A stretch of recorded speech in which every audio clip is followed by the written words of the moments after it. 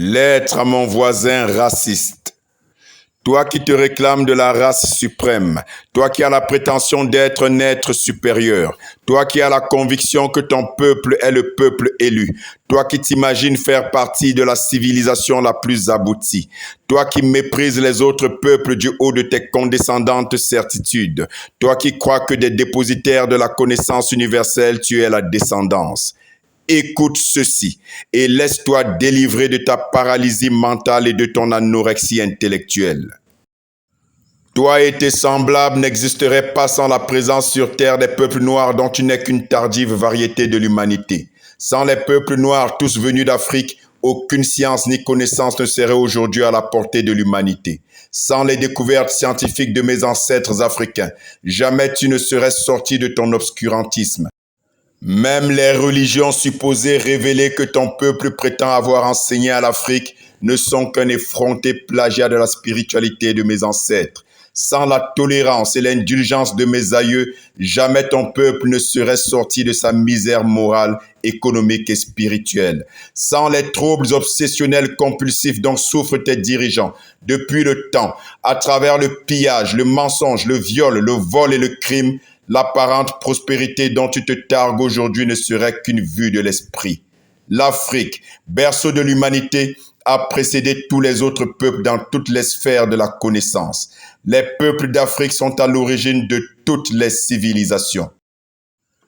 Quand les Africains maîtrisaient déjà les mathématiques, les lois de la physique, l'astronomie, l'architecture et la médecine, ton peuple vivait encore nu dans des grottes et mangeait du gibier cru. Quand mes ancêtres maîtrisaient déjà les règles de la vie en société, quand ils avaient déjà créé au XIIIe siècle la charte du Mandé, premier acte officiel établissant les droits humains dont la déclaration des droits de l'ONU n'est qu'une pâle copie, tes ancêtres à toi s'entretuaient dans des guerres fratricides interminables. Imhotep, qui a vécu plus de 3000 ans avant Hippocrate dont l'Occident célèbre le fameux serment, était un savant africain qui maîtrisait déjà tous les secrets de la médecine, mais aussi un architecte chevronné à l'origine de la pyramide à degrés de Saqqara.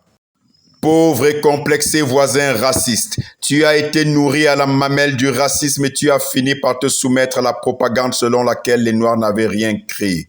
N'eût été le caractère abyssal de ton ignorance, tu aurais su que l'essentiel des inventions majeures de ce monde ont pour auteur des Noirs. Non, mon pauvre raciste égaré, la race dont tu te réclames n'a absolument rien créé. Elle a tout copié, tout plagié. Oui, absolument tout.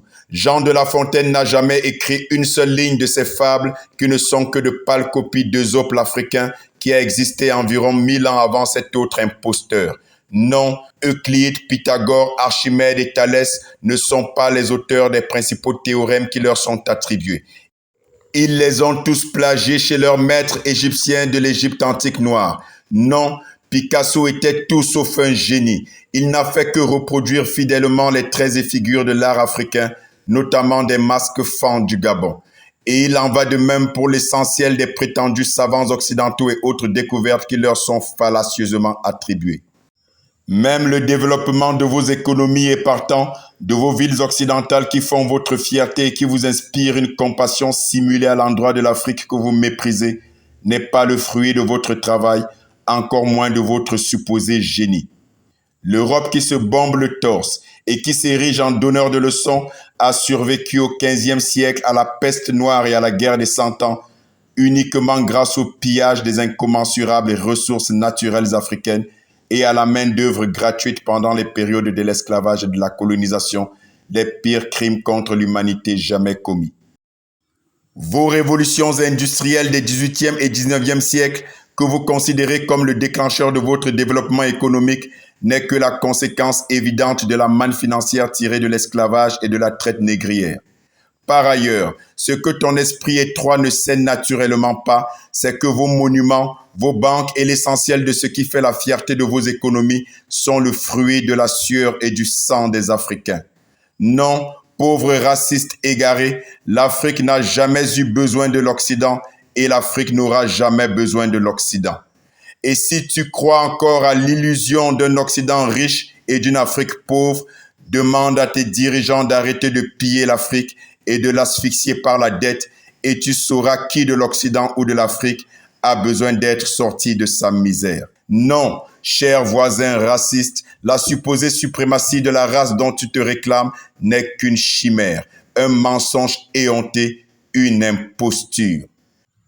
Cette outrageuse propagande pourtant multiséculaire a été fomentée depuis des décennies par tes gouvernants impérialistes pour justifier leurs crimes contre les peuples d'Afrique et obtenir ainsi un blanc-seing pour les spolier inlassablement.